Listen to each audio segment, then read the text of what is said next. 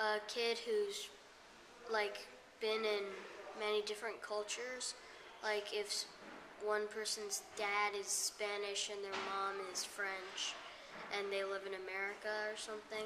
So I think a third culture kid is a kid that's made up of many different religions and cultures. A kid that has lived in at least one or more culture. Is it a kid who lives in 3 different countries? Well, pretty much a third culture kid is one who's lived around a lot around the world and experienced many different cultures and not just stuck in one area. Yes, my dad is Spanish and my mom is American and I was born in Mexico. Definitely. 4 including China. Pakistan, USA, and China. I was born in America, but I'm from Scotland. I'm from Korea and Japan. And where have you lived? I have lived in Thailand. And have you lived in Japan and Korea as well? Yeah. Yeah. I've lived a lot of places. I don't remember. Africa, Shanghai, and America. Canada. Canada. And how many places have you lived? Canada for 1 week. Born in Taiwan. From England. Lived in Shanghai for 14 weeks. Virginia. And Canada. And where were you born? India. Singapore. And how many places have you lived? China, Virginia, Canada, Singapore, Africa, India. You're just copying. No? Yes, you are. I think Canada, Holland, China, Singapore, Bali, and... Okay, that's all.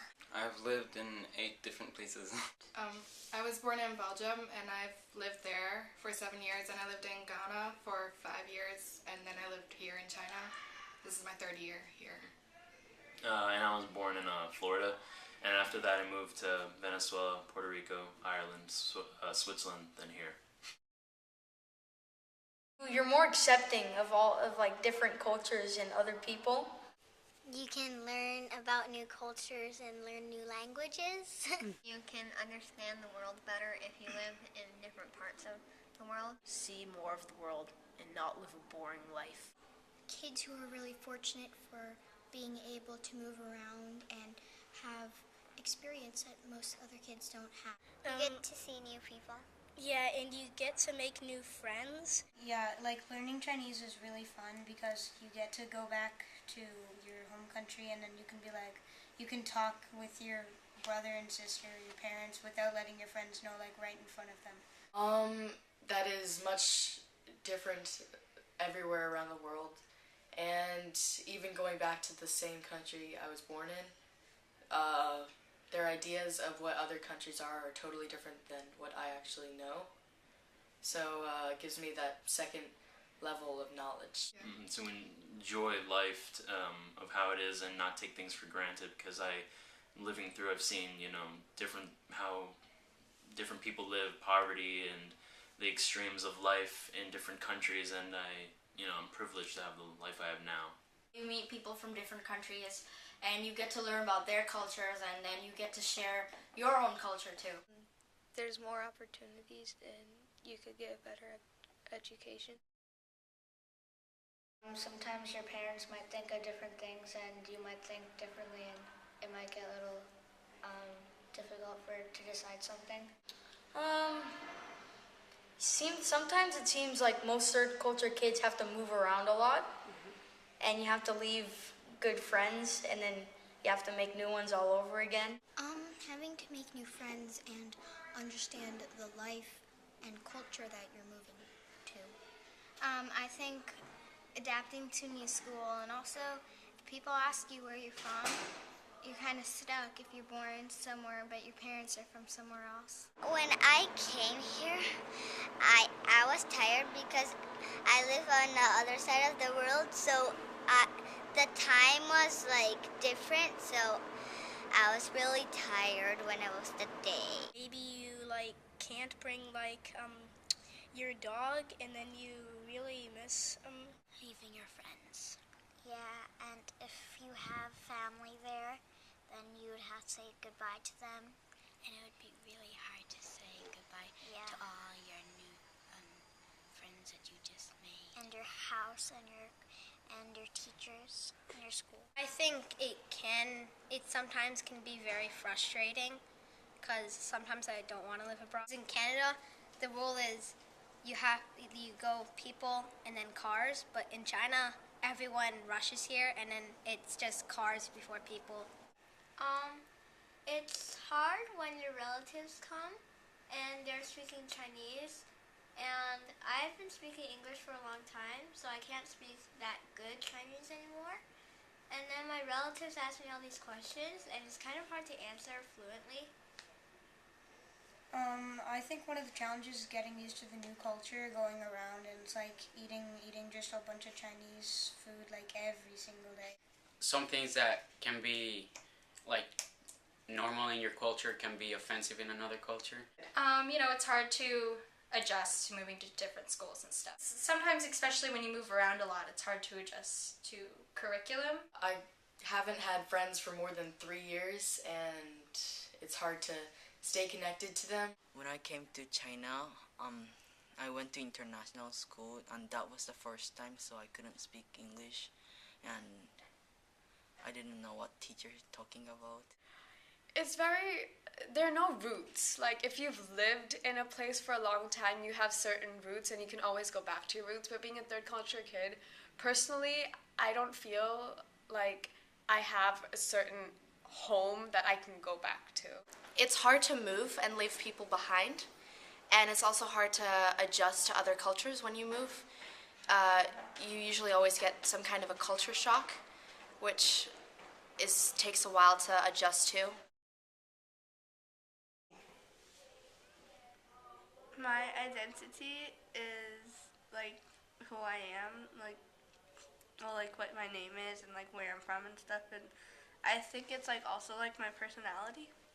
My identity is who I am as a person and how my personality and my character is going to build up over the future. I believe an identity is basically it's how you express yourself. I believe it's developed through your interests, your habits, your lifestyle. My identity consists of my environment, my family, my friends, and my personality as a whole, what I'm allowed to take in, depending on the country that I grew up in. It throws in a lot of variables, I guess. You're not just American, and I'm not just Chinese. I have to be part of both, and I have to learn, I guess, to embrace both parts of me and appreciate it. It's kind of strange. Here I'm always that American kid because I've lived in America for so long, and when I go back home, it's kind of the opposite. I'm that international kid. Yeah, it's kind of hard to just be since we're in both places, we're not really a whole of either. I think moving back is one of the biggest challenge, and kind of when you do move back, figuring out who you are. I believe it's impacted my identity at home because I've been exposed to more philosophies, cultures, ideals, habits, and such.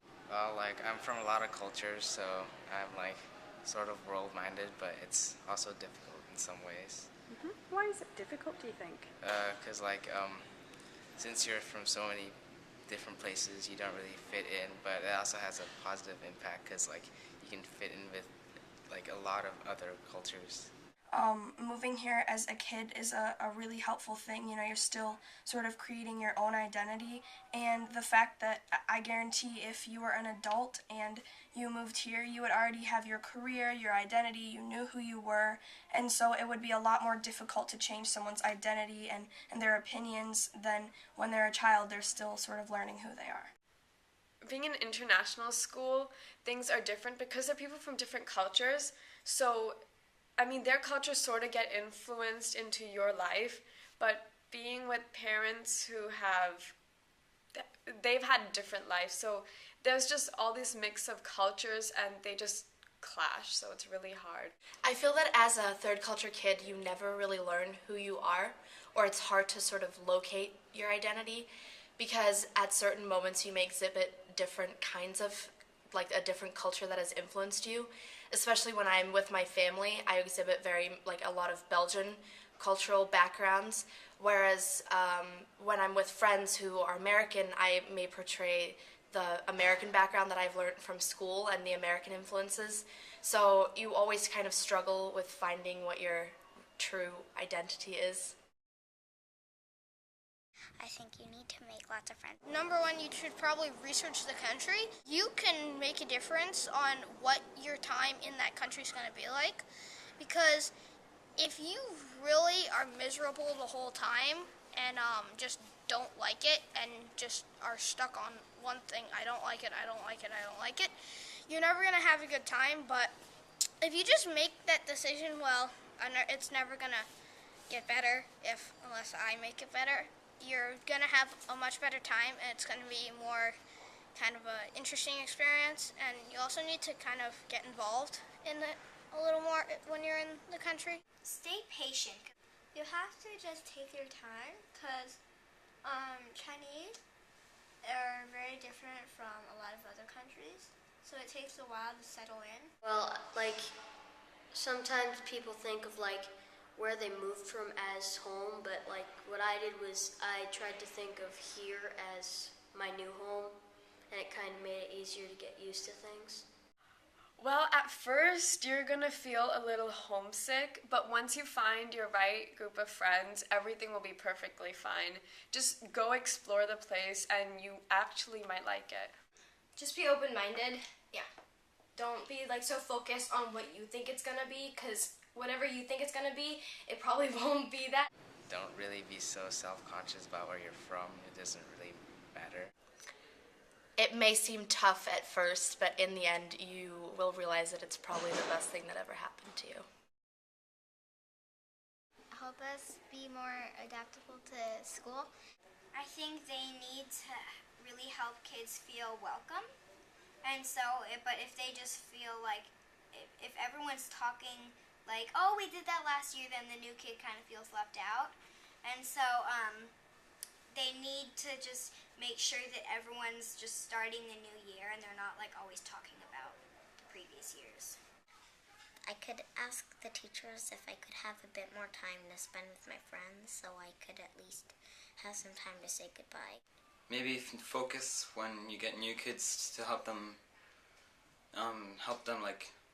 get with friends. Yeah, and the parents also should be open-minded too. As They should be kids. open-minded.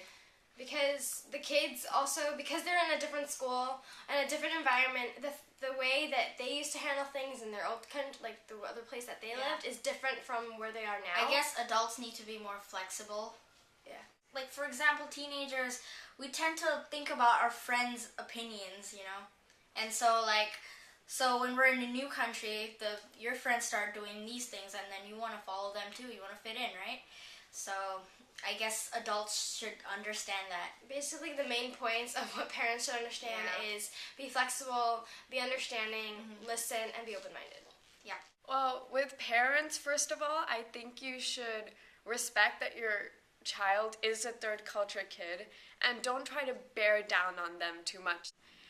And for teachers, well, I think the best thing you can do is introduce more cultures to them, because it's just, with all these different cultures, it just makes you a more knowledgeable person. So I think it would help if the teachers taught them about different cultures. I would definitely suggest to teachers especially that they try to understand the background of the child, and I think that would definitely help, just because different kids may think in different ways due to their cultural background.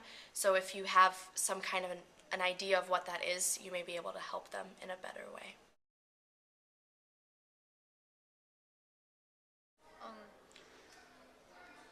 Maybe try not to move around a lot. Yeah, kind of what he said, try not to move around a lot.